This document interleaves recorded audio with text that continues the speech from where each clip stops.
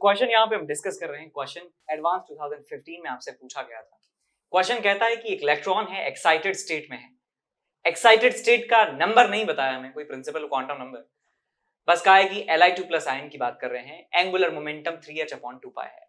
अब यहां से देखते ही चमक जाना चाहिए, जब हम बोर्स मॉडल में ये डेरिवेशन करते हैं रेडियस, वेलोसिटी, टोटल एनर्जी का, तो वहां पे हम क्वांटाइजेशन प्रिंसिपल लगाते हैं कि किसी भी ऑर्बिट में जो इलेक्ट्रॉन का एंगुलर मोमेंटम होता है mvr, बिकॉज एक पार्टिकल है वो, और एक्सिस से, जिस एक्सिस के अबाउट वो घूम रहा है इलेक्ट्रॉन, उस एक्सिस से परपेंडिकुलर डिस्टेंस रेडियस के बराबर है, तो उसका लीनियर मोमेंटम और उसका जो डिस्टेंस है ये मल्टीप्लाई कर देते हैं परपेंडिकुलर डिस्टेंस से, तो हमें एंगुलर मोमेंटम मिल जाता है, और ये इंटीग्रल मल्टीपल होता है h/2π का।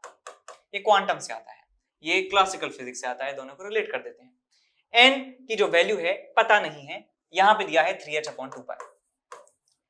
तो मैं यार ये कह सकता हूं आंख बंद करके कि n की वैल्यू जो है वो यहां से 3 के बराबर आने वाली है। n = 3, n = 3 हमें मिल जाने वाला है, यानी कि ये सेकंड एक्साइटेड स्टेट की बात कर रहे हैं।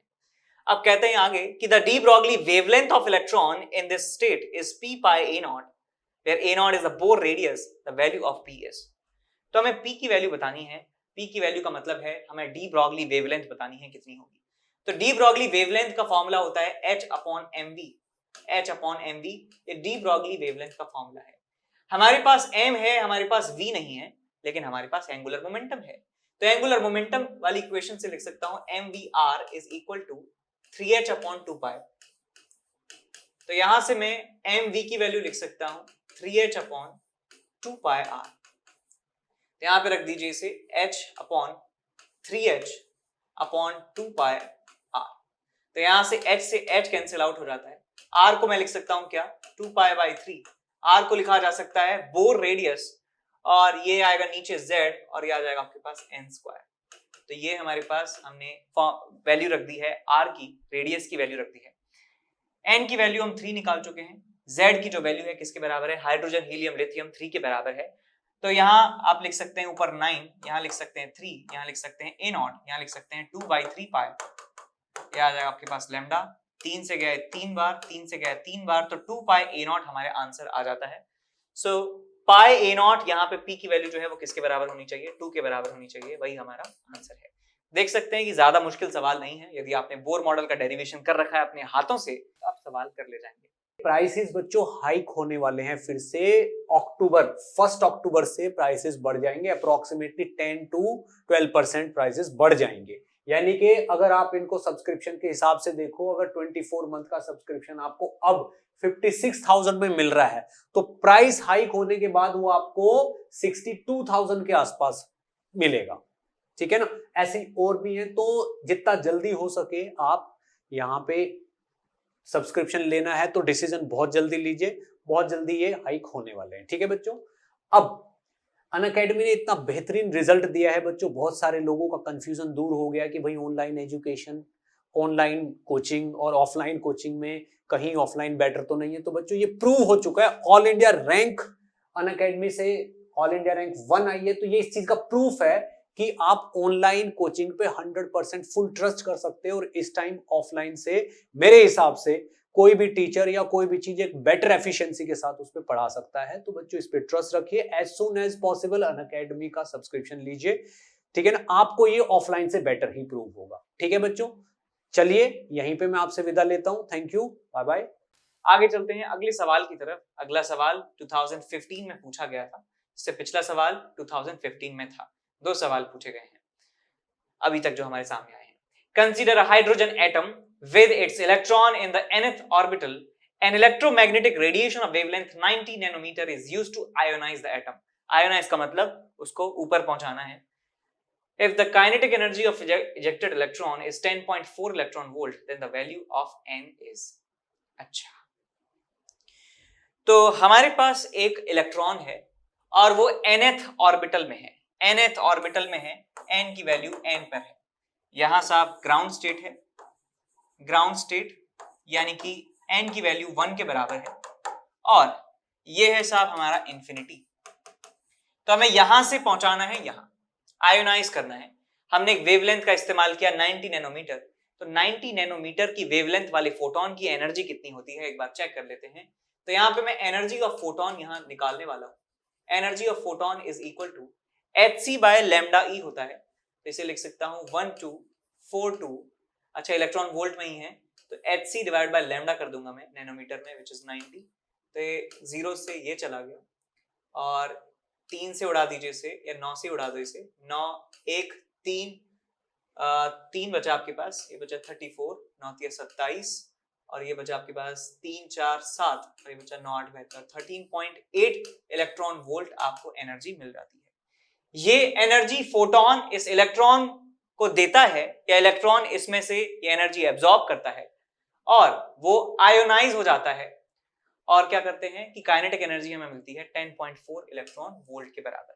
तो मैं लिख सकता हूं कि काइनेटिक की एनर्जी एब्जॉर्ब्ड, एनर्जी जो उसने एब्जॉर्ब करी है प्लस जो उसके पास काइनेटिक एनर्जी आई है वो किसके बराबर है, energy of source which is photon. Photon की एनर्जी दो काम में आई है, उसने एब्जॉर्ब करके जो है आयोनाइज हुआ है वो, और इस काइनेटिक एनर्जी से वो आयोनाइज हुआ है। ठीक है, तो देखते हैं कैसे निकालेंगे इसे। तो मैं यहाँ पे लिख सकता हूँ जो एब्जॉर्ब एनर्जी है वो लिख सकता हूँ 13.6 Z स्क्वायर, हाइड्रोजन की बात कर रहे हैं, 13.6 Z square 1 upon n square minus 1 upon infinity square plus kinetic energy is how much, 10.4 electron volt and this energy of photon is 13.8 electron volt. तो अब 13.8 में से पहले ये माइनस करिए 10.4, तो ये कितना आ जाएगा आपके पास, 10.4 इसमें से माइनस कर देंगे तो it's 4 and this is 3.4 and this is equals to 13.6 और नीचे आ जाएगा आपके पास n स्क्वायर, तो n स्क्वायर आपको मिल जाता है आपको 136 डिवाइड बाय 34, तो 34 68 68 4 आपको मिल जाता है डायरेक्ट। सो n की वैल्यू आपको मिल जाती है 2 के बराबर, n is equals to 2 आपको ये मिल जाता है, n is equals to 2।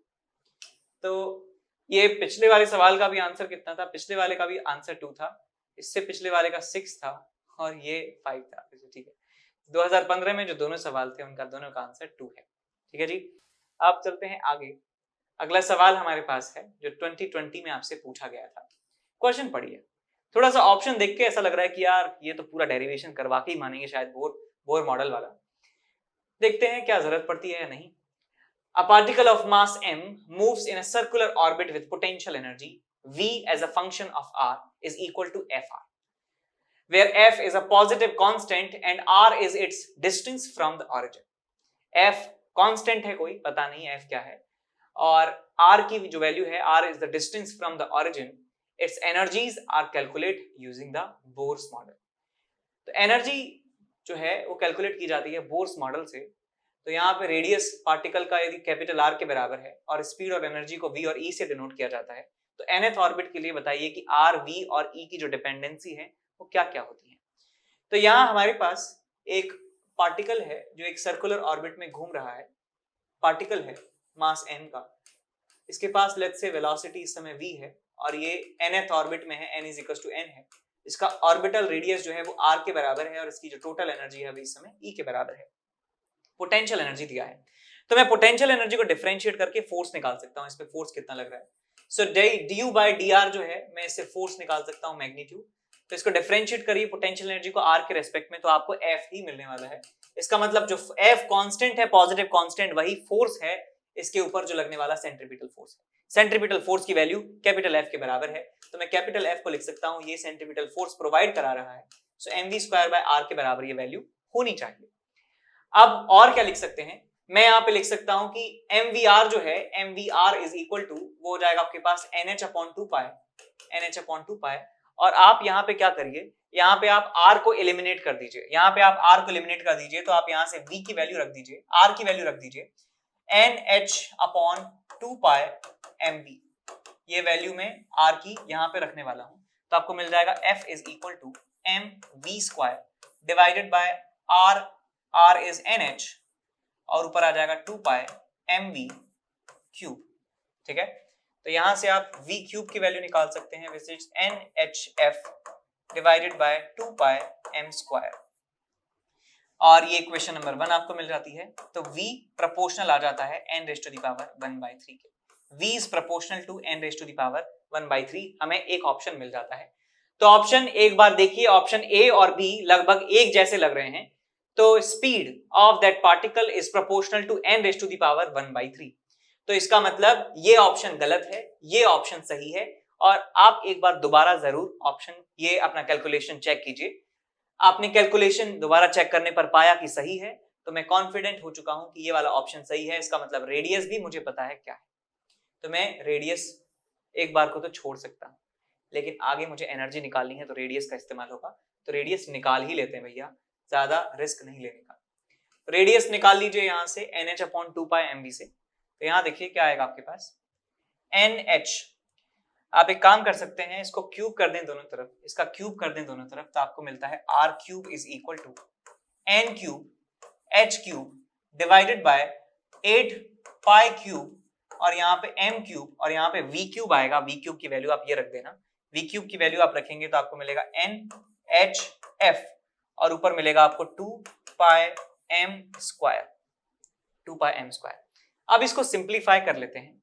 Simplify करेंगे तो यहां से एक h से पावर जो है 2 बच जाती है, एक पाई से यहाँ पाई की पावर 2 बच जाती है, m² से सिर्फ एक पावर बचती है, एक n से 2 पावर बचती है और 2 से ये चला गया 4 बार और कुछ जा रहा है क्या, नहीं। यहाँ बचता है n² h² divided by 4π² m into f। ये r³ की वैल्यू आपको मिल जाती है। तो यहां से r को मैं कह सकता हूं proportional to n raise to the power 2/3। तो इसका मतलब बी ऑप्शन बिल्कुल सही था, इक्वेशन नंबर 2। अब हमें बेटा एनर्जी निकालनी है, टोटल एनर्जी निकालनी है।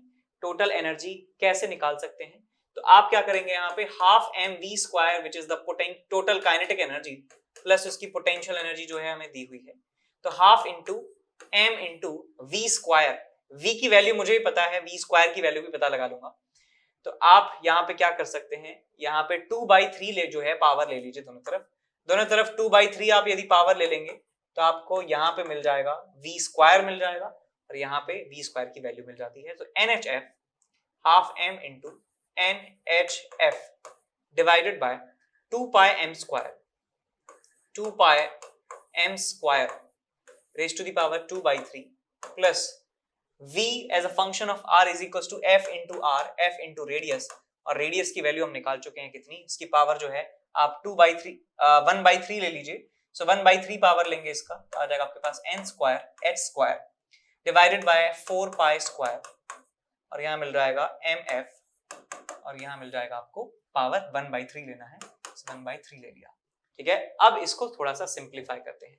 तो यहाँ आपको मिल जाता है 1/2 m n raise to the power 2/3 h raise to the power 2/3 f raise to the power 2/3 divided by 2π raise to the power 2/3 और यहाँ पे m raise to the power 4/3 आपको मिल जाता है।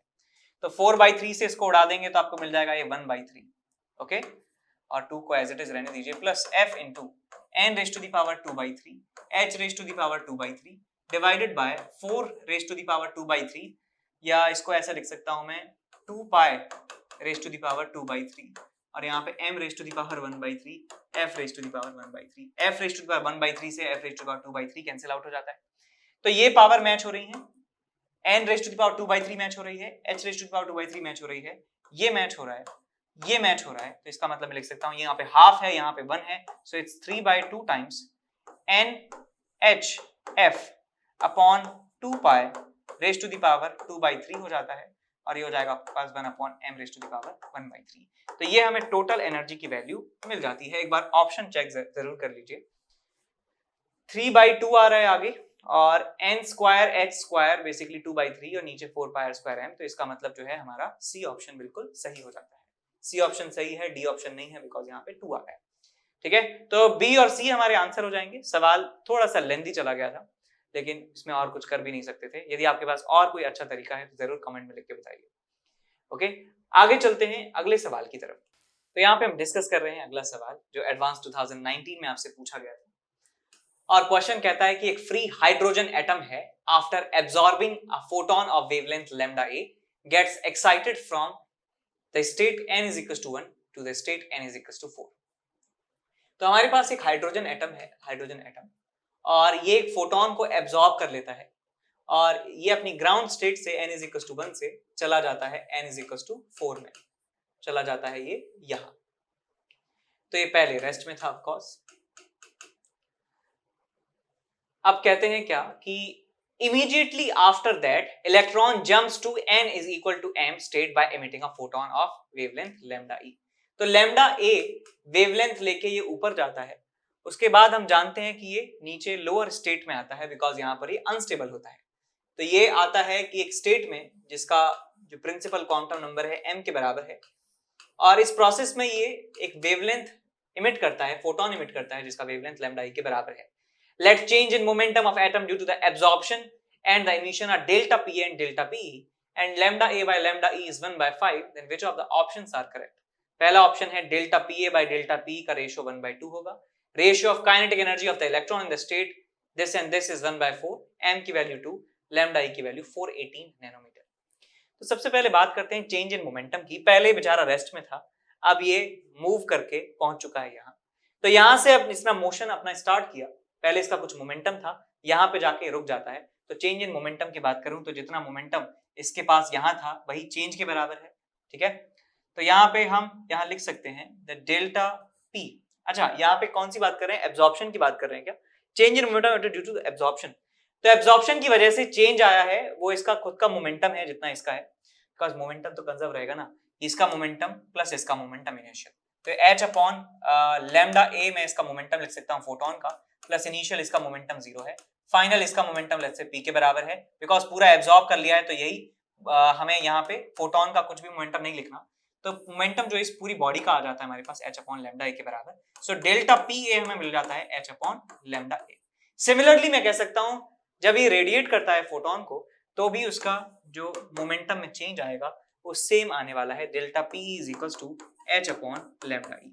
तो इन दोनों का रेशियो यदि आप ले लेते हैं, हमें a बाई ई का रेशियो दिया है, so delta P C divided by delta P A, delta P E है ना, डेल्टा पी, ठीक है, delta P upon delta P A is equal to 1 upon lambda E, h upon lambda E divided by h upon lambda A. h से h चला जाता है, आपको मिल जाता है लैम्डा ए बाय लैम्डा ई, और ये वैल्यू आपको दे रखी है 1 by 5 के बराबर। तो आपको आंसर मिल जाता है delta P E upon delta P A is equal to 1 upon 5। P A upon P 5, तो हमने P A upon P A निकाल दिया है, तो आप यहाँ कर दीजिए इसको delta P A divide by delta P E is equal to 5। तो ये आंसर जो है पहला वाला पार्ट सही नहीं आ रहा है। Ratio of kinetic energy of electron in the state this to the state this is 1 by 4। तो काइनेटिक एनर्जी की बात करें, kinetic energy z square by n square के प्रोपोर्शनल होती है। तो यहाँ पे मैं लिख सकता हूँ, अच्छा n is equal to m की वैल्यू तो पता ही नहीं है हमें, अच्छा हमें ये वैल्यू पहले निकालनी है, ओके। तो चलिए निकालते हैं। मैं बात करता हूँ इस लैम्डा a के बारे में। सो यहाँ लिख सकता हूँ मैं hc divided by lambda a, जो एनर्जी इसने एब्जॉर्ब की है उससे ये 1 से चला गया है 4 तक। यहाँ लिख सकता हूँ 13.6। हाइड्रोजन की बात कर रहे हैं तो 1 square, 1 upon 1 square minus 1 upon 4 square, तो ये आपको मिलता है ये hc by lambda a is equal to 13.6 into 15 by 16, sorry 15 by 16।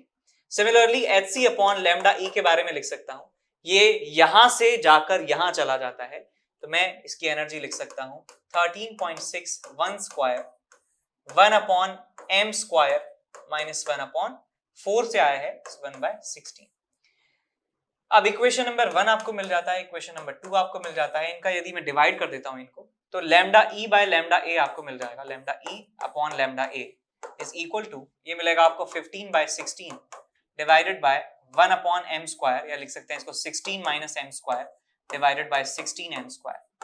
अब lambda E by lambda A की वैल्यू जो है वो 5 के बराबर दी हुई है, lambda A by E 1 by 5 है, तो ई बाय ए कितना हो गया 5 के बराबर, तो इसको आप 5 के बराबर रख सकते हैं। अब इसको आप सॉल्व करिए, इसको सॉल्व करिए, कितना आएगा आपके पास, तो आपको मिलेगा यहाँ पे 15 by 16 into 16 m square divided by 16 minus m square, and this is all equal to 5। तो यहाँ से देखिए बेटा 16 से 16 चला गया, 5 से चला गया 3 times, so it's 3 times m square is equals to 16 minus m square, 4 times m square is equal to 16, m square is equal to 4, m is equal to 2। तो m की वैल्यू आपको 2 के बराबर मिल जाती है। अब ऑप्शन चेक कीजिए, m की वैल्यू 2 सही है। अब सी ऑप्शन सही आ गया। बी ऑप्शन चेक करना है, kinetic energy n is equal to 2 में और n इज इक्वल टू 1 में जो रेशियो है क्या होने वाला है। तो मैं जानता हूं जो एनर्जी है, टोटल एनर्जी चाहे काइनेटिक एनर्जी चाहे पोटेंशियल एनर्जी, वो प्रोपोर्शनल होती है z square by n square के। बिकॉज यहाँ पे एक ही एटम की बात कर रहे हैं तो ये 1 अपॉन n स्क्वायर के प्रोपोर्शनल हो जाएगी। So energy, kinetic energy is proportional to 1 upon n square. So energy, kinetic energy n is equal to m में, which is kinetic energy n is equal to 2 state में, into n2 square n square which is 2 का square आपको मिल जाएगा is equal to kinetic energy n is equal to 1 में into 1 का square. तो ratio हमें चाहिए क्या, रेशियो हमें चाहिए कि n इज इक्वल टू 2 से 2 में ratio divide by n is equal to 1 में ratio. So n is equal to 2 में रेशियो ke2 बाय ke1 आपको मिल जाता है 1/4 के बराबर, और वही हमें दिया हुआ है। इसका मतलब ये ऑप्शन जो है बी वाला ये सही है। अब बात करते हैं डी ऑप्शन की। लैम्डा ई की वैल्यू 418 नैनोमीटर के बराबर है। अब लैम्डा ई कैसे निकालें, हमारे पास देखिए इक्वेशन ये है लैम्डा ई के लिए। लैम्डा ई के लिए ये इक्वेशन है, तो हम कोई सी भी एक वेवलेंथ आप निकाल लीजिए, कोई सी भी निकाल लीजिए, चाहे लैम्डा ए निकाल लीजिए चाहे लैम्डा ई यहां से निकाल लीजिए। तो यहां से आप निकालेंगे तो एचसी की वैल्यू जो है कितनी दे रही है आपको, HC is 1242 electron volt nanometre. So 1242 मैं यहां लिख देता हूं, डिवाइडेड आगे लिख देते हैं 1242 divided by lambda E is equal to 13.6 1 square 1/4 minus 1/16 1/16। तो यहां से आप कॉमन ले लीजिए 1/4 को, तो यहां से बचेगा 1, यहां बचेगा 4, so it's 3/4, so it's 3/16। So 3/16 into 13.6 और ये मिल जाएगा आपको 1242 डिवाइडेड बाय लैम्डा ई। तो लैम्डा ई की वैल्यू आपको मिल जाती है 1242 इनटू 16 डिवाइडेड बाय 3 इनटू 13.6। 3 से चला गया 4 1 और 3 एकम 3 4 414 के बराबर, और इसे 13 3 39, आप इसको पॉइंट करके इसको 160 कर सकते हैं। तो 13 से चला गया 3 बार, सो 16 3 48 4800 राइट, 3 48 480। सो 480 जो है नैनोमीटर के आसपास आपको ये मिल रहा है वेवलेंथ। यहाँ ऑप्शन में क्या दिया है 418 दिया है, हमारा 480 के आसपास आ रहा है, इसका मतलब ये ऑप्शन सही नहीं है। तो आंसर हमारा बी और सी सही हो जाएगा। ठीक है, सवाल अच्छा सवाल था, काफी ज्यादा इन्होंने घुमाया हमको, गलती की संभावनाएं भी थी, बीच में कैलकुलेशन में हो सकती है गलती, इसलिए ऐसे सवालों में कैलकुलेशन थोड़ी सी नीट करें, जैसे आपको 10-20 सेकंड भले ही ज्यादा लगेंगे लेकिन आप रीचेक करते समय आपका टाइम वेस्ट नहीं होगा, आपको कभी भी ऐसा नहीं लगेगा कि यार क्या कर दिया मैंने ये, अब दोबारा से ही सॉल्व करते हैं। तो कैलकुलेशन में टाइम बचाना है आपको, रीचेकिंग करने में टाइम बचाना है। तो जब भी कोई क्वेश्चन में बड़ी कैलकुलेशन हो तो आप उसे डिस्टिंक्ट तरीके से करें, एक पर्टिकुलर जगह पे करें उसको, है ना। अब चलते हैं आगे अगले सवाल की तरफ। अगला सवाल हमारे पास है जो एडवांस 2016 में आपसे पूछा गया था। Highly excited state for hydrogen like atoms also called Rydberg state with nuclear charge Ze are defined by their principal quantum number. देखिए बेटा यहाँ पे क्या कहा गया है कि सब में जो न्यूक्लियर चार्ज है वो Ze के बराबर है। इसका मतलब इन्होंने Z को फिक्स कर दिया है, एक यानी कि एक पर्टिकुलर एटम की बात कर रहे हैं, Z को कर दिया है फिक्स्ड। ठीक है, principal quantum number n है, which of the following statement is true? Relative change in the radius of two consecutive orbitals does not depend on z। तो कह रहे हैं कि relative change यानी कि डेल्टा n by n की बात की जा रही है, sorry delta r by r की बात की जा रही है, डेल्टा r by r की बात की जा रही है, यहाँ पे डेल्टा e by e की बात की जा रही है, और यहाँ पे डेल्टा l upon l की बात की जा रही है। तो कैसे सॉल्व करेंगे, हम जानते हैं कि रेडियस का फॉर्मूला होता है किसी nth ऑर्बिट की रेडियस निकालने के लिए कि हमारे पास एक बोर्स कांस्टेंट है और z और ये n स्क्वायर, z हमारे पास कांस्टेंट है तो delta r upon r error वाले रिलेशन से लिख सकता हूं 2 times delta n by n। Because हम कॉन्जिक्यूटिव ऑर्बिटल्स की बात कर रहे हैं, कॉन्जिक्यूटिव ऑर्बिटल्स की, तो इसका मतलब n और n+1 की बात कर रहे हैं, n या n+1 या n-1 से n की बात कर रहे हैं। तो जब भी आप डिफरेंस निकालेंगे इन दोनों का, n का डिफरेंस आप निकालेंगे तो हमेशा आपको मिलेगा कितना, 1 के बराबर। So it will be 2 upon n। तो यदि स्मॉल चेंज हम कर रहे हैं यहाँ पे n में विच इज 1, क्योंकि हायर की बात कर रहे हैं तो स्मॉल चेंज जो है स्मॉल चेंज ही माना जाएगा, 1 के बराबर का चेंज।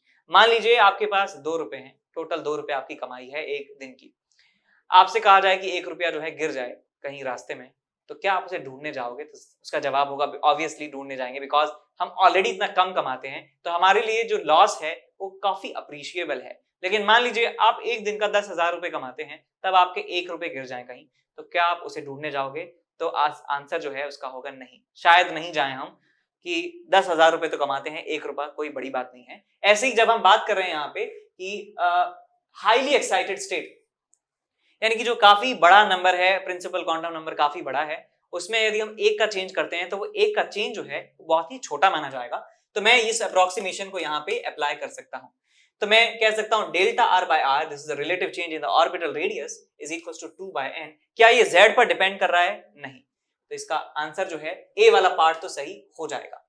बी वाले पार्ट में कहता है कि relative change in the radius of 2 consecutive orbital varies as 1/n। 1/n की तरह वेरी करता है, 1/n की तरह वेरी करता है। तो हम कह सकते हैं कि ये प्रोपोर्शनल है, ठीक बात है। डेल्टा r by r की यदि बात करें तो ये प्रोपोर्शनल है 1/n के, सही बात लिखी है। तो बी ऑप्शन जो है वो भी हमारा सही हो जाता है। Relative change in the energy of consecutive orbitals, relative change in the energy of 2 consecutive orbitals। अब यहाँ पे बात कर लेते हैं ऑर्बिटल्स की एनर्जी की। तो एनर्जी जो है प्रोपोर्शनल होती है -13.6, ये कोई वैल्यू हो सकती है हाइड्रोजन लाइक एटम की, 13.6 z² by n², 13.6 z² by n²। यहाँ पे हम कह सकते हैं कि z जो है कांस्टेंट है, सिर्फ इसमें ही चेंज हमें मिल रहा है। तो आप ये लिख सकते हैं कि डेल्टा E by E जो है आपको मिल जाएगा 2 times delta n by n के। इसका मतलब डेल्टा n की जो वैल्यू है 1 के बराबर है, तो ये भी 1/n की तरह ही वेरी होने वाला है। तो एनर्जी में change will also vary as 1/n। तो ये 1/n क्यों कह रहे हैं, इसका मतलब ये सही नहीं है। अब बात करते हैं एंगुलर मोमेंटम की। कॉन्जिक्यूटिव ऑर्बिटल्स के एंगुलर मोमेंटम में जो रिलेटिव चेंज है 1/n की तरह वेरी करेगा। तो एंगुलर मोमेंटम होता है mvr, या इसको लिख सकते हैं nh/2π। ये l की वैल्यू होती है, तो यानी कि ये सिर्फ n पर डिपेंड कर रहा है। So delta l by l, error वाले रिलेशन से लिख सकता हूं मैं delta n by n। Delta n की वैल्यू 1 है तो आ जाएगा 1/n। तो यहां से कह सकते हैं delta l by l is definitely proportional to 1/n। तो डी ऑप्शन भी हमारा सही आ जाता है। सो ए, बी एंड डी ऑप्शन, तीन ऑप्शन सही हैं, सी ऑप्शन जो है वो सही नहीं है। ठीक है।